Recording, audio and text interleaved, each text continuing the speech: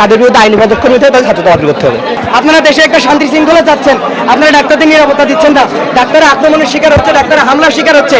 এই অবস্থায় কোনোভাবেই ঢাকা মেডিকেল কলেজের হাসপাতালের ইমার্জেন্সি সেবা চলতে পারে না এবং চলবে না যতক্ষণ না পর্যন্ত ন্যায় বিচার হচ্ছে।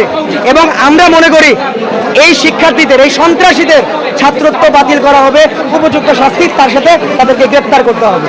একজন পেশেন্ট আসছে, তার ছিল অ্যাকিউট অ্যাপেন্ডিসাইটিস। এখন তার সাথে 2 জন পেশেন্ট ছিল। এখন একজন পেশেন্টের জন্য কোন মেডিসিনটা ভালো হবে এটা তো একজন ডক্টর সব থেকে ভালো জানবে, তাই না?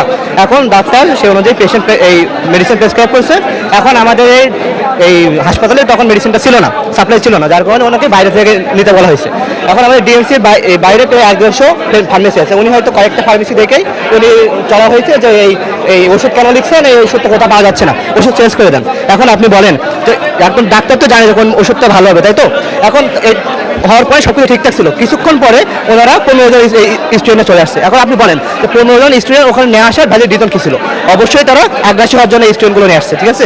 এবং তারপরে আমাদের ওইখানে যে 2 জন ডক্টর ছিল প্রথমে, তারপরে ওদের উপর যখন চলা হয় তখন আরও 2 জন ডক্টর আসে, 4 জন ডক্টর উপর আহত করে তারা, আর 2 জন নারী ডক্টর ছিল, তাদেরকে লাঞ্ছিত করছে। ডাক্তার যদি নিরাপত্তা নিশ্চিত না হয় তাহলে তার কীভাবে একজন রোগীকে সেবা দেবে? আপনি বলেন, ডাক্তারকে নিরাপত্তা চাওয়াটা কি অপরাধ তো না? তাহলে একটা সিকিউর লাইফ চাই।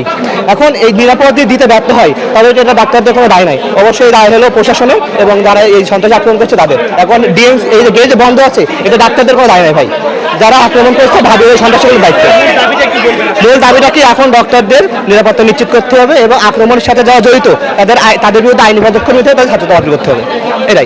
এটা আমাদের 4 জন আহত হয়েছে। এই ছবি আছে, ছবিটা আমার কাছে নাই, এই বাইকের ছবিটা আছে, আপনার অলরেডি অনেকবার দেখাইছে। ইউএফটি ফার্স্টের সাথে ট্রেড করুন যে কোনো জায়গা থেকে, ক্যাম্পাসে ক্লাসের ফাঁকে, ঢাকার জ্যামে বসে কিংবা ঘরে বসে। ট্রেডিং এখন হাতের মুঠোয়, তাই ট্রেড করুন যখন খুশি, যেখানে খুশি।